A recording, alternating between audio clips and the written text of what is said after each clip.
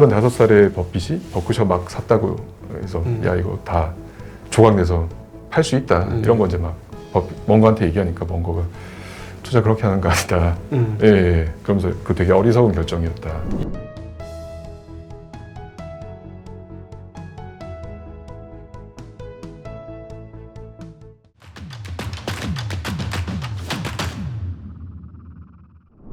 이 책에서 오랜만에 이런 것들이 재미있게 표현되거든요. 다른 책에서는 뒤쪽에 이제 표처럼 이렇게 주석처럼 달리니까 이 재무제표가 예. 이 재무제표를 간단 요약해서 풀어줬어요. 이 책에서는 이거를 보면서 버핏은 딴 건 생각 하나도 안 하고 숫자만 봤겠구나 이런 생각이 너무 많이 드는 거예요. 그래서 예. 투자를 하려면 숫자의 달인이 돼야 되는 게 맞긴 맞겠구나 이런 생각 정말 많이 들었어요. 저는. 그렇죠. 예. 근데 뭐 버핏 정도의 성적을 거두려면 저렇게 돼야 되는 거 같고요. 예. 근데 이제 좀 그 정도는 아니어도 우리가 이제 목표하는 수익률을 좀 하향할 수는 있는 문제니까. 예. 뭐 어차피 숫자를 열심히 지금부터 보더라도 네. 그 누구도 버핏에 버금가는 실적을 올릴 수는 없으니까요. 네, 네. 예. 그러니까 개인 투자자의 문제라기보다 세상에 존재하는 모든 투자자가요. 네, 네, 예. 네. 거의 뭐 역사상 최고의 투자자이자 네. 또 기업 경영가이기도 하고 네. 되게 단조로운 삶을 사는 네. 사람이고 네, 남들이 보기에는 네. 그냥 자기 방에 틀어박혀서 네. 뭐 글 읽고 네. 숫자 맞춰보고 네. 계산하고 이런 거 좋아하는 할아버지잖아요. 그게 즐거운 거예요. 그쵸. 예. 그게 지루하면 그렇게 난 죽어도 그거 못한다고 봐. 이게 즐거운 거야. 그러니까 제가 정상 범위를 완전히 벗어난 사람이다라고. 저는 그래서 이제 많이들 버크셔 해서웨라는 회사를 분석하면서 네. 이것이 그러니까 그 버크셔 해서의 구조가 어떻게 그런 좋은 성과를 내는데 도움이 되었는지 그 구조가요. 그런 방식으로만 이제 설명하는 걸 많이 봤었는데 이 책을 읽으면서 좀 더 강해진 생각은 버핏은 자기한테 맞는 구조를 버크셔에 심었다. 네. 예. 본인은 사실 회사에 하는 사업에 매일 오퍼레이션을 할 수 있는 인물이 아닌 거죠. 예. 그리고 사실 잘하는 거거든요. 네. 예. 그 버크셔에 들어가서 2년간 원가 절감하는 이런 시도들이나 구조조정 해가지고 막 비용 쫙 빼고 하는 거 보면 그걸 못해서 그런 건 아닌 것 같습니다. 네. 다만 자기에 있어서 더 잘하는 것 그리고 자기가 더 만족하는 것이 네. 그런 오퍼레이션을 담당하는 것이 아니라 숫자 보고 네. 그것이 모두 이제 결과적으로 나온 수치를 보면서 자본을 어떻게 배분해야 될지 그리고 어떤 회사를 인수하면 우리의 버크셔라는 이 집합체의 미래 지속 가능성을 더 높일 수 있을지 네. 네. 그런 고민을 하는 게 본인한테 맞으니까 네. 자기가 그걸 제일 좋아하는 사람이니까 네. 몇십 년 동안 하고 살아도 안 질린 거잖아요. 네. 네. 예. 네. 그러니까 그걸 하기 위해서 버크셔가 그런 구조를 택할 수밖에 없었을 수도 있겠다. 네네. 네, 저는 뭐 그런 생각을 했습니다. 그러니까 이 돈을 어떻게 굴리면 돈이 더 제대로 잘 무럭무럭 성장하고 위험을 하나도 안 지고 계속해서 성장할 수 있을까? 이 계산을 항상 머릿속에 하고 그 계산을 하는 게 즐거운 사람. 예. 네. 예. 그러니까 뇌 구조가 그렇게 된 거죠.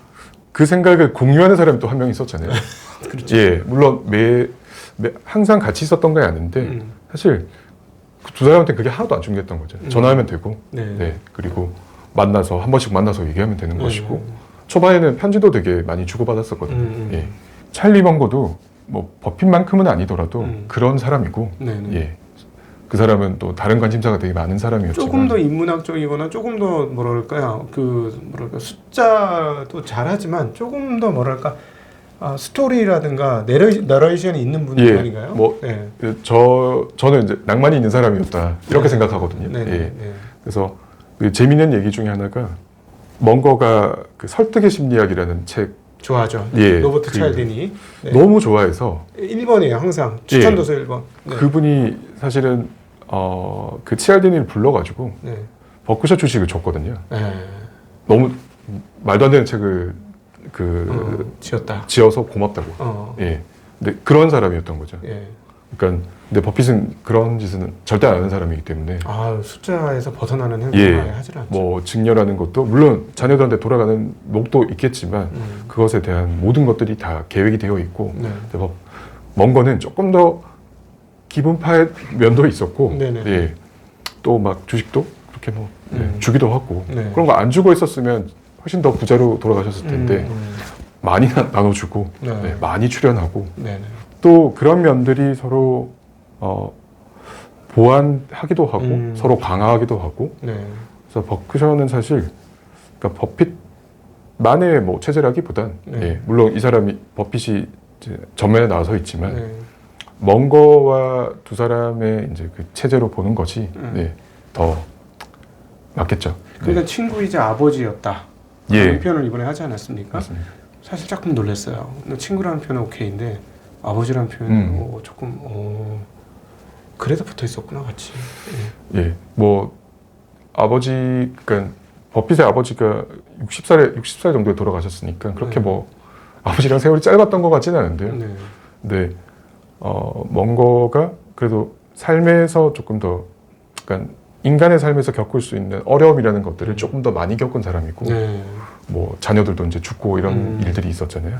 눈도 이제 나중에 수술한 게 잘못되셔서 네.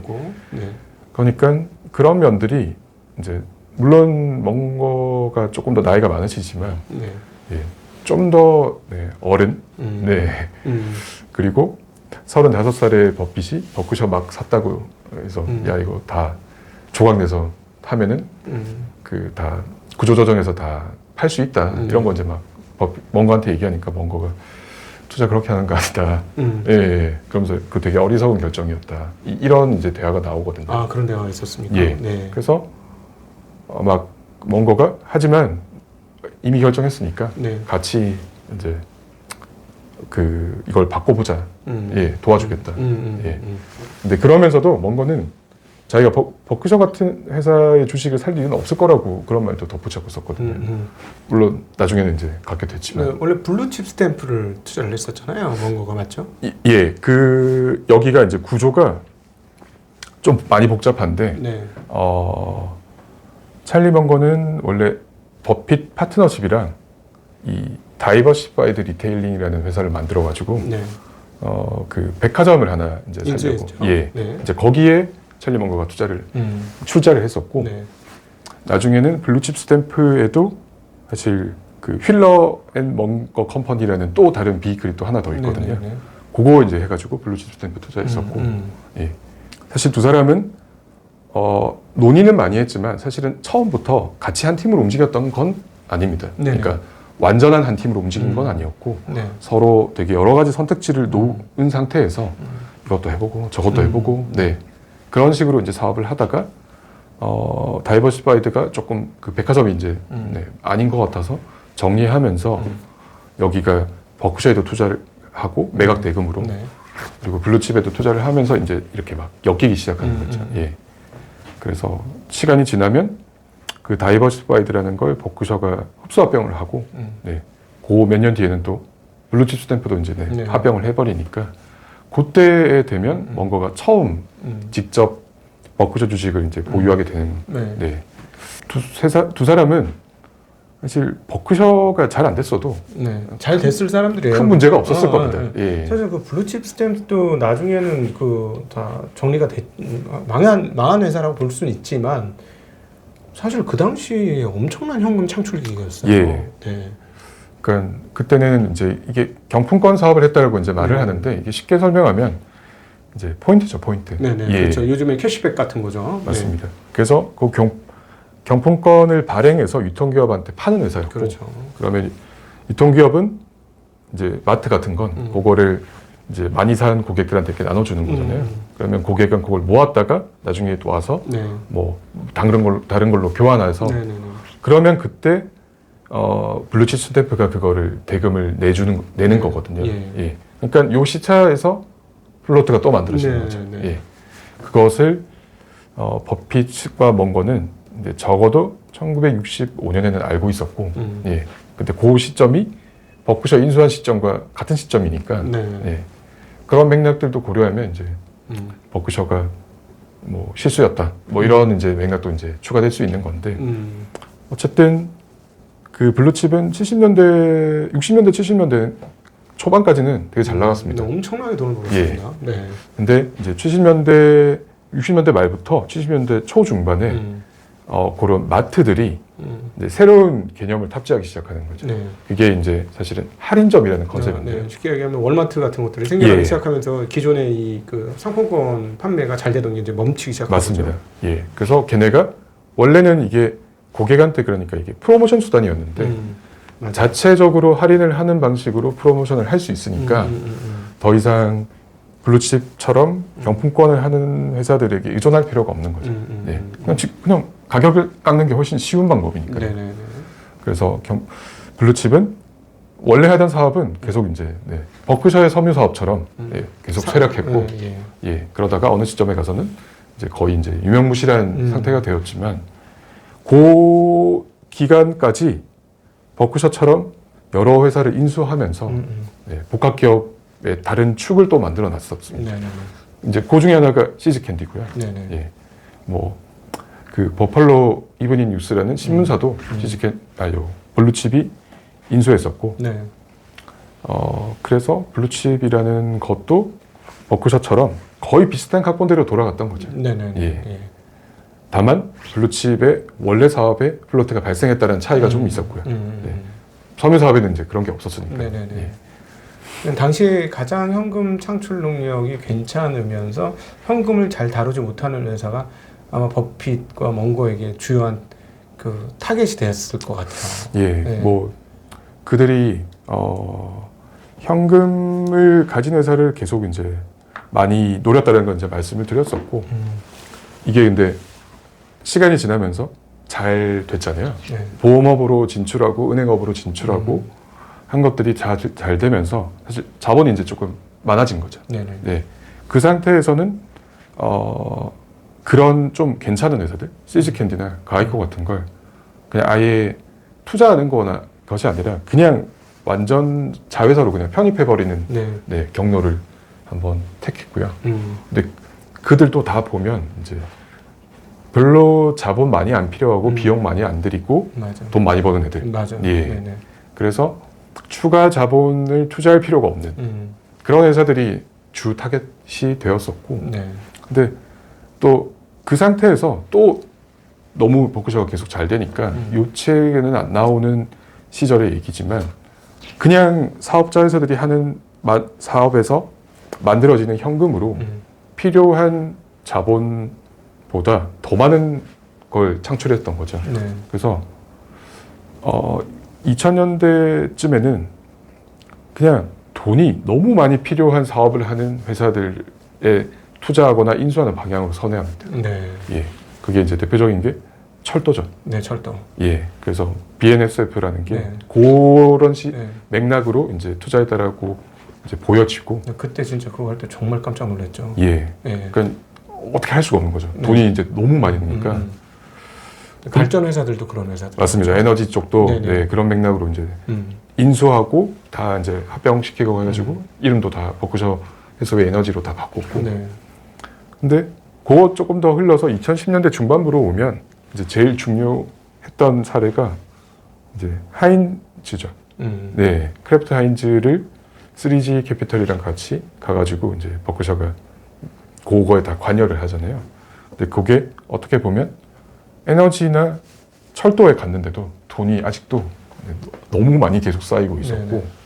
그러니까 사업은 되게 괜찮은데 경영 상태 혹은 기존 경영진이 이제 너무 좀 별로, 그래서 자본 배분 결정이 이상하고 그런 회사들한테 깊이 관여하는 방식으로 또 변신합니다. 네네. 예. 근데 결론적으로 다 이걸 관통하는 맥락은 현금이죠. 네네. 네. 현금 잘 만드는 회사. 예. 그것이 버핏의 주요한 관심사였고, 남들은 잘 못 보는 것도 그걸 본인은 잘 볼 수 있었고요. 네. 이 책에도 그런 사례들이 꽤 나오고, 네. 버핏이 샀는데도 요 시절의 버핏은 지금만큼 그러니까 압도적으로 모두가 아는 사람은 아니었기 때문에 그렇죠. 네. 버핏이 샀다고 주가가 무조건 오르고 이런 일은 그렇죠. 안 일어나서 네네.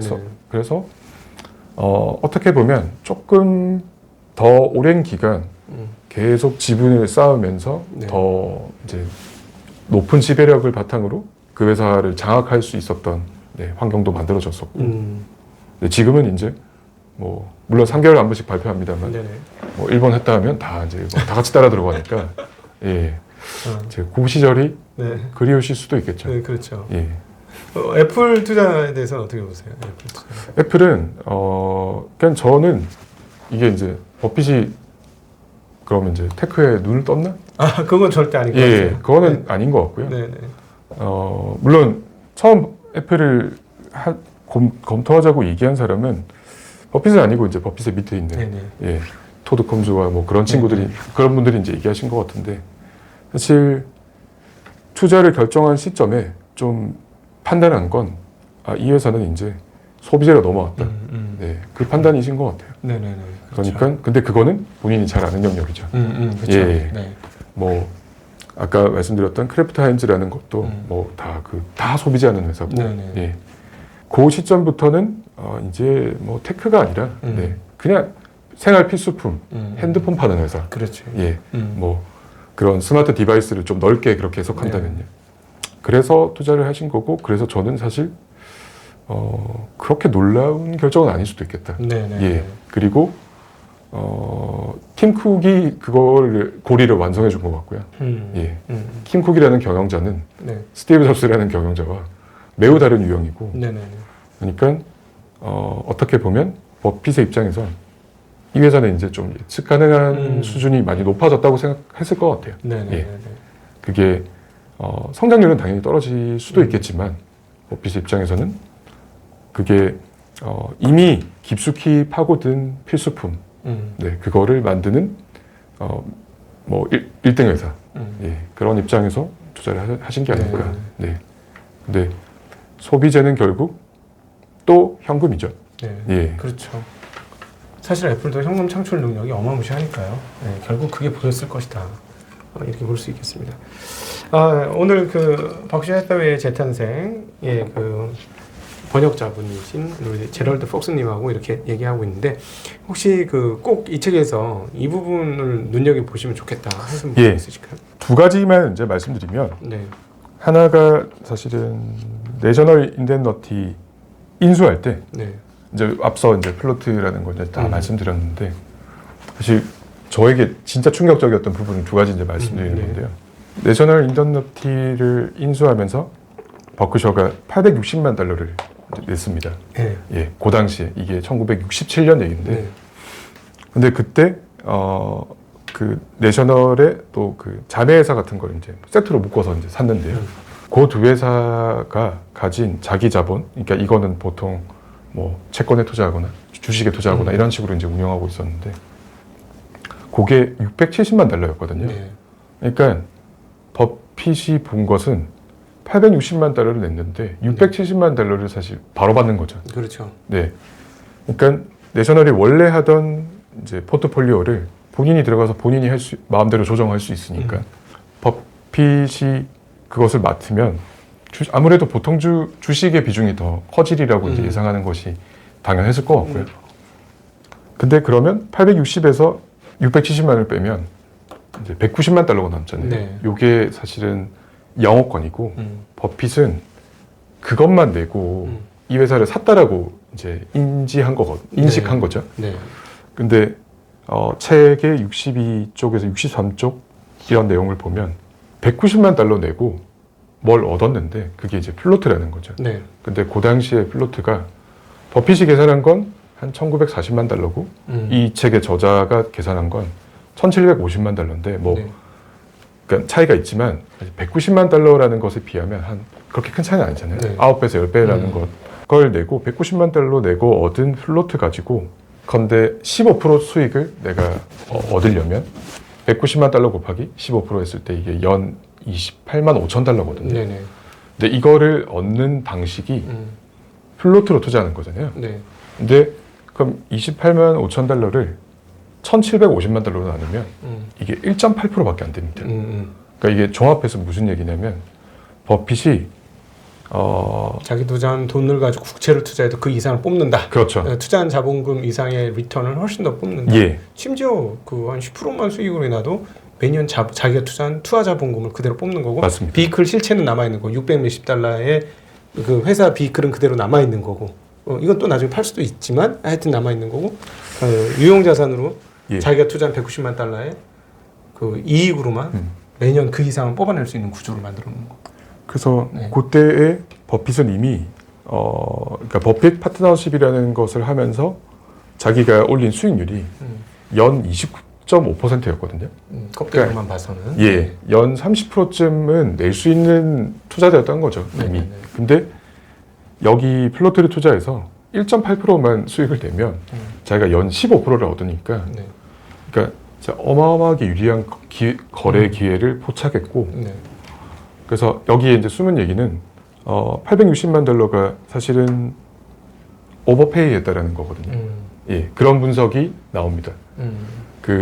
요게 주당 한 50달러 정도를 내고 산 건데 버핏이 실제로 생각한 가치는 33달러, 35달러 요 정도였다고 얘기를 하는데 15달러, 주당 15달러를 오버페이 하고도 너무 매력적인 기회였던 거죠.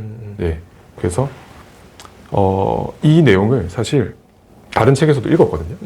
근데 이게 플로트를 계산해서 15% 수익 내려면 1.8%만 내면 된다 플로트에서 이것을 보니까 좀 많이 충격받았고요. 예. 그리고 버크셔를 인수한 지 2년 만에 그런 보험사를 인수할 만한 자본을 만들어냈다는 것도 너무 충격적이었고 마지막에 가면 결론부에 이제 아메리칸 익스프레스 얘기가 나오잖아요. 그래서 그 얘기도 저는 이제 너무 재밌었습니다. 예. 1985년이 되면 버크셔가 하던 보험 사업의 플로트가 그때 기준으로 이제 5억 달러를 돌파를 하는데요. 근데 이 책의 저자가 이제 얘기하는 건 1965년, 그러니까 20년 전에 플로트 5억 달러 그때 이미 플로트 5억 달러에 접근할 수 있는 기회를 버핏이 가질 수 있었다. 근데 그게 이제 아메리칸 익스프레스라는 얘기고 버핏 파트너십과 버크셔 해서웨이로도 이제 여러 번 투자하고 이랬던 회사입니다. 근데 사실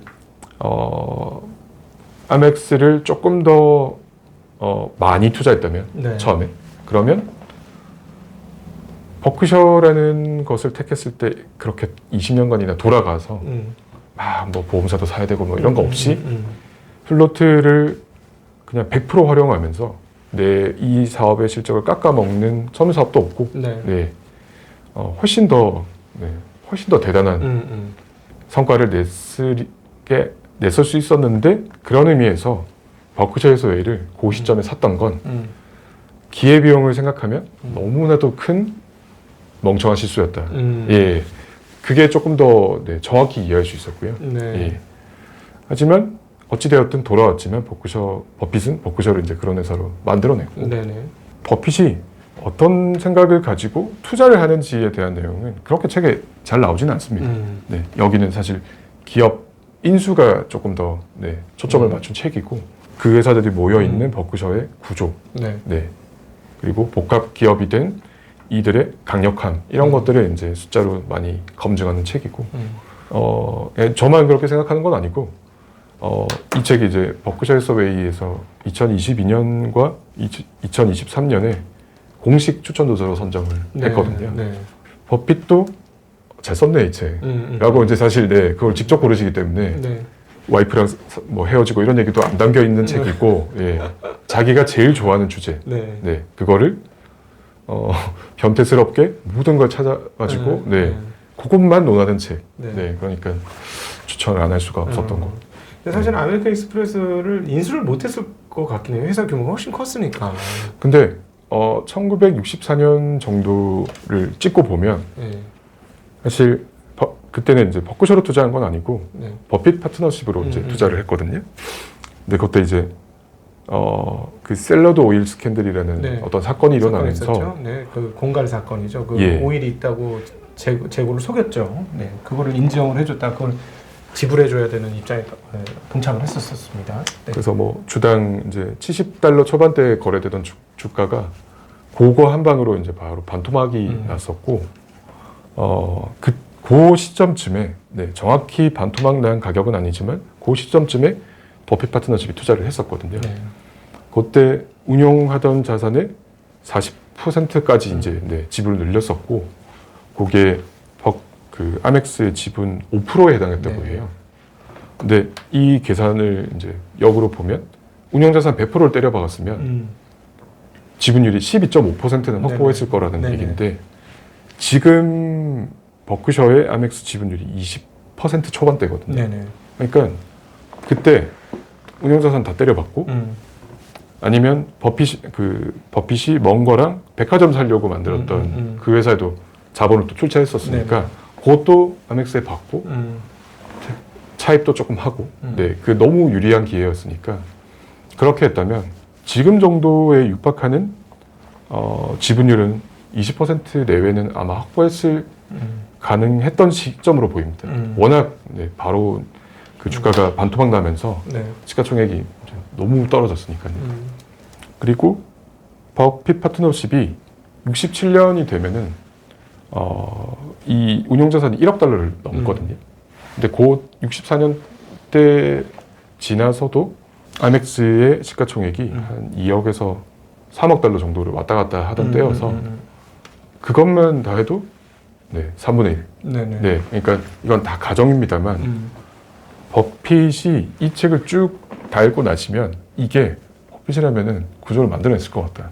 예, 사실 더 비싼 회사들도 나중에는 그냥 툭툭 네, 사게 되었던 네. 거고 비판이라기보단 버핏도 못 본 것이 있었다. 예, 뒤에 시간이 흐르고 나서 보면 다 너무 다 자명해 보이지만 아 그럼요. 그때 돌아가면 아멕스가 그렇게 될지 음. 버크셔가 그렇게 될지 네. 뭐 아무도 모르는 일이었고 근데 선택을 한 것에 있어서 어떻게든 좋은 방법을 찾기 위해서 노력해서 지금까지 온 것은 이제 맞는 거죠. 버핏이. 제 생각에는 뭐 버핏이 30살의 나이로 돌아가면 또 그런 행동을 했을 거라고 봐요.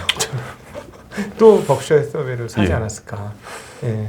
그 엄청난 저는 이제 개인 독일 책방에도 말씀드렸지만 결손 2월금이 너무 탐났을 것 같은 거예요. 예, 그러니까 분명히 11.375달러에 인수를 해주겠다고 회사가 했을 때 응하지 않았고 계속 주식을 샀던 이유는 저 2월 결손금은 내가 들어가면 해결해서 그 현금으로 창출시킬 수 있다. 맞습니다. 라는 믿음이 있었지 않았을까? 그러니까 결국 그때로 돌아가도 그게 눈에 보이면 다른 성장, 그 당시에 그렇게 성장에 목을 맸을까? 하는 생각도 좀 들어요. 네. 그 말씀하신 게 실제로 들어가서 2년간 흑자 내잖아요. 네. 근데 2월 결손금 공제 혜택을 받으려면 회사가 흑자를 내야 됩니다. 그렇죠. 예, 이익을 내야만 그것에 해당하는 법인세를 까주는 네. 그 한도만큼.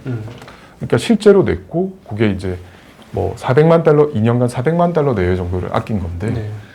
버핏이 그 버크셔를 지분 54%를 확보했던 시점에 총 투자액이 20만 달러였거든요. 네. 근데 그거의 절반을 해당하는 세금을 안 낸 거죠. 안 낸 거죠. 네. 네. 그러니까 말씀하신 부분도 맞고 처음에는 실제로 그러니까 버크셔가 가진 여러 공장들과 설비와 장비들을 다 이렇게 하나하나 쪼개가지고 예, 구조조정해서 그냥 팔려고 들어갔다라는 게 아마 정설일 제 것이다. 정설인 것 같습니다. 네, 네. 예. 그리고 몇 년 지나서 68년쯤 되니까 이걸 매각을 시도했는데 버크셔를 아무도 관심이 없어서 어쩔 수 없이 예, 계속하게 되었다라는 얘기도 있고요. 네. 근데 어찌됐든 초반에는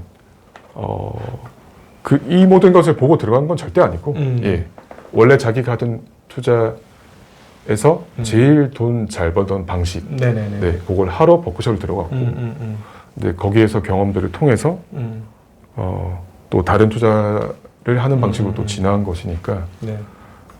제 생각에도 버핏은 돌아가면 그게 꼭 버크셔일지는 아니더라도 그렇죠. 같은 유형을 선택했을 것 같습니다. 네. 예. 아유, 오늘 다시 한번 우리 버크셔 해서의 재탄생 독일 책방에 다룬 이유 한 번 더 심층적으로 그 내용을 한번 다루어 보았습니다. 냉정하게 얘기하면 그 버크셔 관련 버핏 관련 책을 처음 접하시는 분들은 이 책보다 다른 책들이 있고요. 근데 조금 내용을 알고 운영으로 실제로 어떻게 했느냐가 궁금하신 분들이라면 그분들한테는 꼭 한번 제가 추천할 수 있는 그런 책이 아닌가 싶습니다. 좋은 책 이렇게 번역해 주신 다시 한번 우리 그 제너럴 폭스님께 감사드리고 앞으로도 좋은 책 많이 이렇게 투자 서적 중심으로 예. 번역하실 예정이신 거죠? 예, 해야 되는 책들이 좀 예, 하기로 한 책들이 하고 있는 책들이 있고요. 네네. 예. 네. 뭐 앞으로도 이제 뭐 전업 번역가는 아니지만 네. 그래서 조금 더 좋은 책을 할 수 있는 선택권이 저한테는 저는 있다고 생각해서 예, 저도 많이 배울 수 있는 책을 네, 골라서 잘 번역해서 소개할 수 있는 기회가 있다면 네. 마다하지 않고 네. 잘 해보겠습니다. 아, 네. 저 읽으면서 이 번역책이라고 느끼지 못할 정도로 유려하게 한국 책 읽듯이 잘 읽었습니다. 한 번도 번역 때문에 중간에 걸린 적이 없었던 아, 감사합니다. 네, 기억이 납니다. 그래서 너무 좋은 책 번역해서 다시 한번 감사드리고 우리 우리 징작도이 TV의 구독자와 시청자분들에게도 버핏의 실질적 투자가 궁금하시다면 한번 필독을 보내보는 그런 책이 되겠습니다. 오늘 버킷 대회 재탄생 함께해주신 제럴 폭스님과 모든 시청자분들에게 다시 한번 감사 인사 드리겠습니다. 인사드립니다. 고맙습니다.